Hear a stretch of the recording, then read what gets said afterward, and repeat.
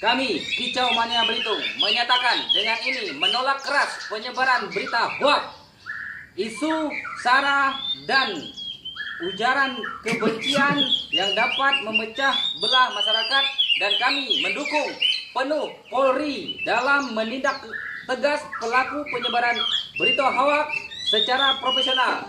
Demikian yang kami sampaikan. Wassalamualaikum warahmatullahi wabarakatuh. Salam.